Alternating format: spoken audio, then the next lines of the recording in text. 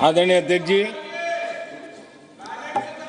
हमारा तीसरा कार्यकाल बहुत बड़े फैसलों का होगा।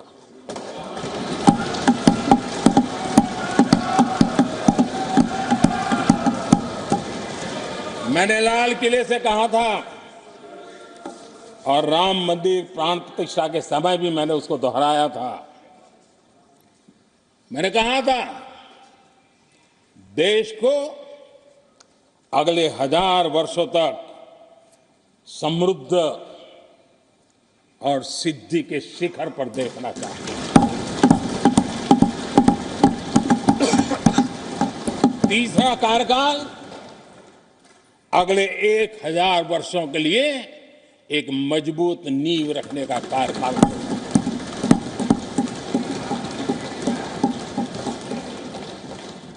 आदरणीय अध्यक्ष जी, मैं भारतवासियों के लिए, उनके भविष्य के लिए बहुत ही विश्वास से भरा हुआ हूं।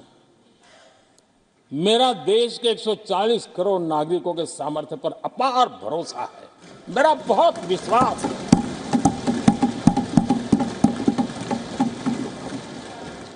दस वर्षों में 25 करोड़ लोग गरीबी से बाहर आए, ये सामर्थ्य दिखाता है।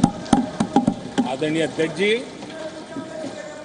मैंने हमेशा कहा है कि गरीब को अगर साधन मिले, गरीब को अगर संसाधन मिले, गरीब को अगर स्वाभिमान मिले, तो हमारा गरीब गरीबी को परास्त करने का सामर्थ्य रखता है। और हमने वो रास्ता चुना और मेरे गरीब भाइयों ने गरीबी को परास्त करके दिखाया है। और इसी सोच के साथ हमने गरीब को साधन दिए, संसाधन दिए, सम्मान दिया, स्वाभिमान दिया। 50 करोड़ गरीबों के पास आज बैंक खाता है। कभी वो बैंक से गुजर नहीं पाता। 4 करोड़ गरीबों के पास पक्का घर है। घर उसके स्वाभिमान को एक नया सामर्थ्य देता है। 11 करोड़ से अधिक परिवारों को पीने का शुद्ध जल पानी नल से मिल रहा है। 55 करोड़ से अधिक गरीबों को आयुष्मान भारत कार्ड मिला है। घर में कोई भी बीमारी आ जाए, उस बीमारी के कारण फिर से वो गरीबी की तरफ लुढ़क न जाए, उसको भरोसा है कितनी भी बीमारी क्यों ना आ जाए, मोदी बैठा है। 80 करोड़ लोगों को मुफ्त अनाज की सुविधा दी गई है। आदरणीय अध्यक्ष जी, मोदी ने उनको पूछा जिनको पहले कोई पूछता तक नहीं था। देश में पहली बार रेहड़ी पटरी वाले साथियों के बारे में सोचा गया। पीएम स्वनिधि योजना से आज वो ब्याज के चक्कर से बाहर निकले, बैंक से पैसे लेकर अपने कारोबार को बढ़ा रहे हैं। देश में पहली बार हाथ का हुनर जिनका सामर्थ्य है, जो राष्ट्र का निर्माण भी करते हैं, ऐसे मेरे विश्वकर्मा साथियों के बारे में सोचा गया। उनको आधुनिक टूल, आधुनिक ट्रेनिंग, पैसों की मदद, विश्व एक मार्केट उनके लिए खुल जाए, ये मेरे विश्वकर्मा भाइयों के लिए हमने कहा। देश में पहली बार पीवीटीजी यानी जनजातियों में भी अति पिछड़े जो हमारे भाई बहन हैं, संख्या बहुत कम है, वोट के हिसाब से किसी को नजर नहीं जाती। हम वोट से परे हैं, हम दिलों से जुड़े हैं और इसलिए पीवीटीजी जातियों के लिए पीएम जनमन योजना बना करके उनके कल्याण का मिशन मोड में काम उठाया है। इतना ही नहीं, सरहद के जो गांव थे जिनको आखिरी गांव करके छोड़ दिया गया था, हमने वो आखिरी गांव को पहला गांव बना करके विकास की पूरी दिशा बदल दी। आदरणीय अध्यक्ष जी, मैं जब बार बार मिलेट्स की वकालत करता, मिलेट्स की दुनिया के अंदर जाकर के चर्चा करता हूं, G20 के देशों के लोगों के सामने गर्व के साथ मिलेट्स परोसता हूं, तो उसके पीछे मेरे दिल में 3 करोड़ से ज्यादा मेरे छोटे किसान हैं जो मिलेट्स की खेती करते हैं। इनका कल्याण, इससे हम जुड़े हुए हैं। आदरणीय अध्यक्ष जी, जब मैं वोकल फॉर लोकल की बात करता हूं, जब मैं मेक इन इंडिया की बात करता हूं, तब मैं करोड़ों गृह उद्योग, लघु उद्योग, कुटीर उद्योग, उससे जुड़े हुए मेरे लाखों परिवारों के साथ उनके कल्याण के लिए सोचता हूं। आदरणीय अध्यक्ष जी, खादी, कांग्रेस पार्टी ने उसको भुला दिया, सरकारों ने भुला दिया। आज मैं खादी के ताकत देने में सफलतापूर्वक आगे बढ़ा हूं, क्योंकि खादी के साथ, हैंडलूम के साथ करोड़ों बुनकरों की जिंदगी लगी हुई है। मैं उनके कल्याण को देखता हूं। आदरणीय अध्यक्ष जी, हमारी सरकार हर कोने में गरीबी को निकालने के लिए, गरीब को समृद्ध बनाने के लिए अनेक विविध प्रयासों को कर रही है। जिनके लिए वोट बैंक ही था, उनके लिए उनका कल्याण संभव नहीं था। हमारे लिए उनका कल्याण राष्ट्र का कल्याण है और इसलिए हम उसी रास्ते पर चल पड़े। आदरणीय अध्यक्ष जी, कांग्रेस पार्टी ने, यूपीए सरकार ने ओबीसी समुदाय के साथ भी कोई न्याय नहीं किया, अन्याय किया। इन लोगों ने ओबीसी नेताओं का अपमान करने में कोई कोर कसर नहीं छोड़ी है।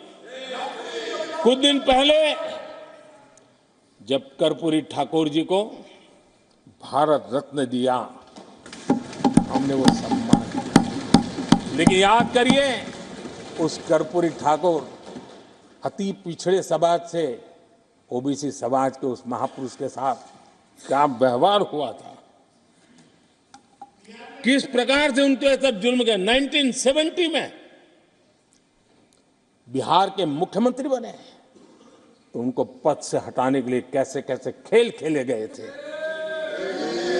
उनकी सरकार अस्थिर करने के लिए क्या कुछ नहीं किया गया था। आदरणीय अध्यक्ष जी, कांग्रेस को अति पिछड़ा व्यक्ति बर्दाश्त नहीं हुआ था।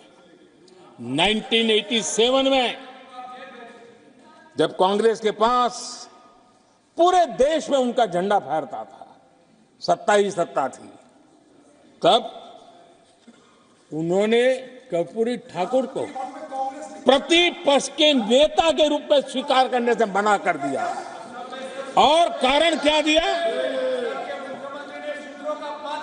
वो संविधान का सम्मान नहीं कर सकते।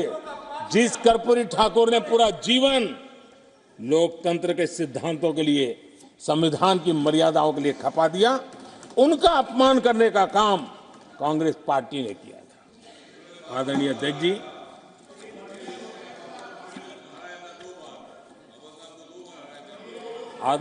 जी,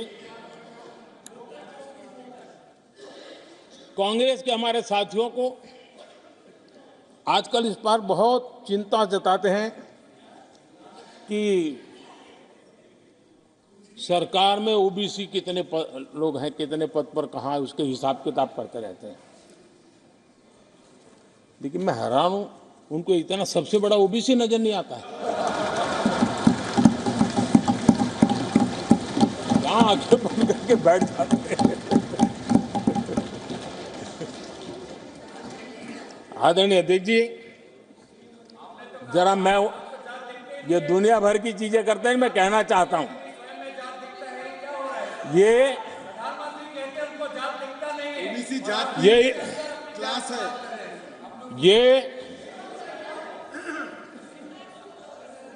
यूपीए के समय एक एक्स्ट्रा कॉन्स्टिट्यूशनल बॉडी बनाई गई थी, जिसके सामने सरकार की कुछ नहीं चलती थी। नेशनल एडवाइजरी काउंसिल, जरा कोई निकाल करके देखे उसमें क्या कोई ओबीसी था क्या? जरा निकाल के देखिए। इतनी बड़ी बड़ी पावरफुल बॉडी बनाई थी और वो तो अपॉइंट कर रहे थे। आदरणीय अध्यक्ष जी, पिछले 10 वर्षों में नारी शक्ति के सशक्तिकरण को लेकर के अनेक विध कदम उठाए गए। नारी के नेतृत्व में समाज के सशक्तिकरण पर काम किया गया है। आदरणीय अध्यक्ष जी, अब देश की बेटी, हिंदुस्तान में कोई ऐसा सेक्टर नहीं है जहां देश की बेटियों के लिए दरवाजे बंद हो।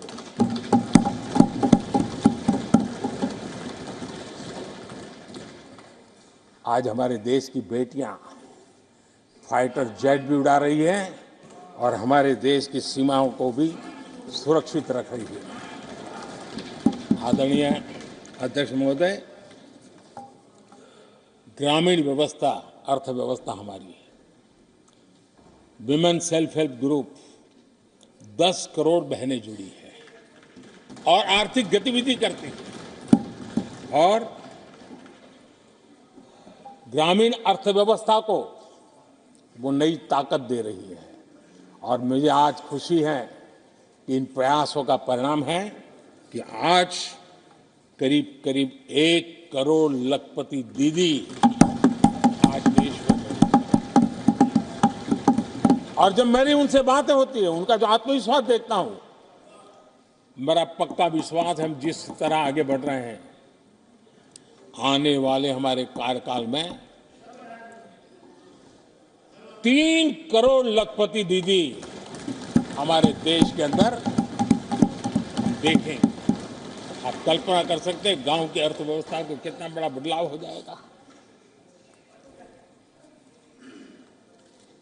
आदरणीय अध्यक्ष जी, हमारे देश में बेटियों के संबंध में जो पहले सोच थी, समाज के घर में घुस गई थी, दिमाग में भी घुस गई थी, आज वो सोच कितनी तेजी से बदल रही है।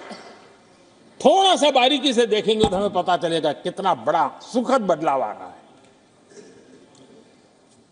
पहले अगर बेटी का जन्म होता था तो चर्चा होती थी, अरे खर्चा कैसे उठाएंगे, उसको कैसे पढ़ाएंगे, उसके आगे की जिंदगी का एक प्रकार से कोई बोझ है, ऐसी चर्चाएं हुआ करती थी। आज बेटी पैदा होती है तो पूछा जाता है, अरे सुकन्या समृद्धि अकाउंट खुला कि नहीं खुला? बदलाव। आदरणीय जी, पहले सवाल होता था प्रेग्नेंट होने पर नौकरी नहीं कर पाओगे। पहले ये बात होती थी प्रेग्नेंट होने पर नौकरी नहीं कर पाओगे। आज कहा जाता है 26 हफ्ते की पेड लीव और बाद में भी अगर चाहिए तो मिलेगी। ये बदलाव होता है।